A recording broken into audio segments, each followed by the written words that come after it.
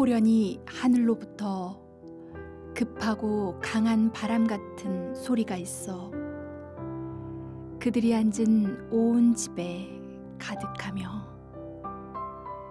마치 불의 혀처럼 갈라지는 것들이 그들에게 보여 각 사람 위에 하나씩 임하여 있더니 그들이 다 성령의 충만함을 받고.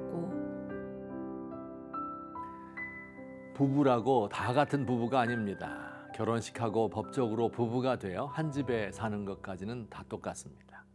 그런데 어떤 부부는 무슨 할 이야기가 그렇게 많은지 만나면 하하호호 대화의 꽃이 피고 기쁨과 웃음이 떠나지 않습니다.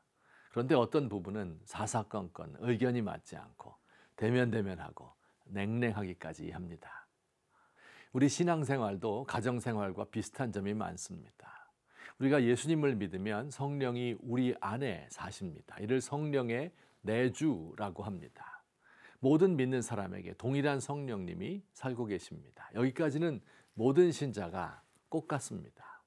그런데 어떤 사람은 마치 사이 나쁜 부부처럼 성령님과 대화하지도 않고 그에게 순종하지도 않고 그를 뒷방 늙은이 취급합니다.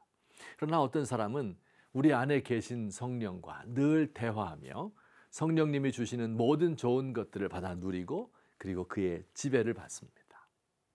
이렇게 성령의 지배를 받는 삶을 성경은 성령 충만이라고 부릅니다.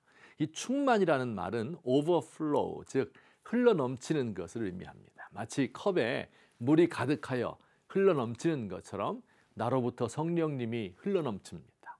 성령이 주시는 생명력과 기쁨과 감사와 하나님을 향한 사랑이 넘칩니다.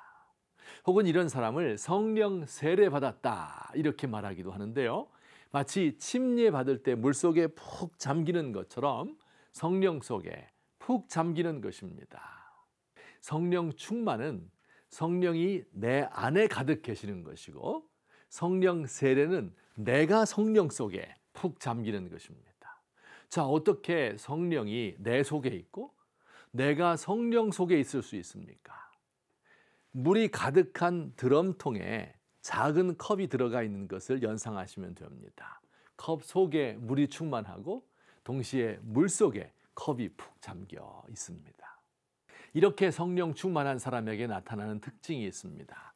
첫째는 어제 말씀드린 것처럼 성령은 바람처럼 생명을 주시는 분이기에 우리의 삶을 생명력과 활기로 넘치게 하신다.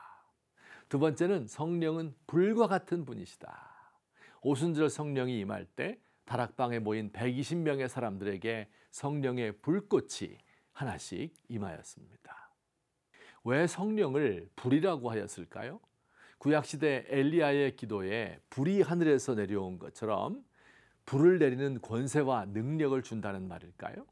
아니면 불과 같이 뜨거운 열정이 넘친다는 말일까요? 사랑하는 성도 여러분, 성경에서 하나님의 불은 심판을 의미합니다. 성령이 임하면 마치 불이 더러운 것을 사르는 것처럼 우리 속에 있는 죄를 심판하고 살라서 우리를 정결하게 해주신다는 뜻입니다. 우리가 어떻게 죄를 이길 수 있을까요? 때로는 우리의 힘으로 죄를 이길 수도 있습니다. 죄의 유혹이 올 때 이걸 하면 안 돼. 양심이 브레이크를 걸죠. 다른 사람의 눈이 있고 사회적 억압이 있습니다. 벌받고 감방 갈 것이 두렵습니다. 그래서 죄를 짓던 손을 멈추지요. 그러나 이는 잠깐의 미봉책일 뿐 근본적인 해결이 되지 못합니다. 우리의 마음까지 죄로부터 되돌리지 못하기 때문이지요. 마음이 바뀌지 않으면 언젠가는 그 죄에 빠지고 맙니다. 그런데 그 죄에 빠질 때 매번 다른 죄를 짓는 것이 아닙니다. 자기만의 고유한 죄가 있어서 그것에 꼭 걸려 넘어집니다. 마치 온갖 악취가 올라오는 어두운 웅덩이와 같은 것을 우리 마음에 하나씩 가지고 있는 것 같습니다. 그곳에서 모든 문제가 생기는 것이지요. 어떤 사람은 탐욕에 넘어지고 어떤 사람은 시기와 질투심이 불같이 타오릅니다. 다른 사람의 인정을 받지 못하면 분하여 잠이 오지 않는 사람도 있고 원망과 불평을 입에 매달고 사는 사람도 있습니다. 이 죄의 성향을 뿌리 뽑고 싶은데 되지 않습니다. 우리의 자아에 너무 깊이 박혀 있기 때문입니다. 바로 이때 성령이 도우십니다. 성령께서 마치 불로 태우는 것 같이 죄를 뿌리로부터 태워주십니다. 쇠도 녹이는 섭씨 1000도 이상의 강력한 불길이 내 마음에 붙어있는 불순물들을 녹여버립니다. 방사능 레이저로 암이 전이된 부위를 지지는 것처럼 죄를 찢어서 도려냅니다. 성령은 성결하게 하시는 불입니다.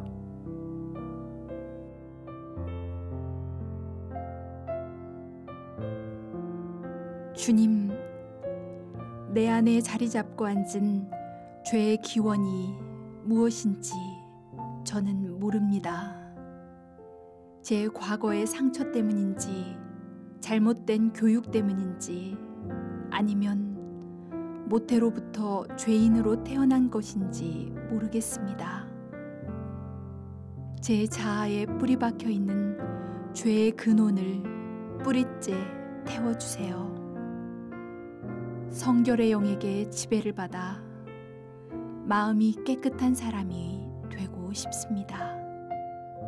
그것이 제 유일한 소원입니다.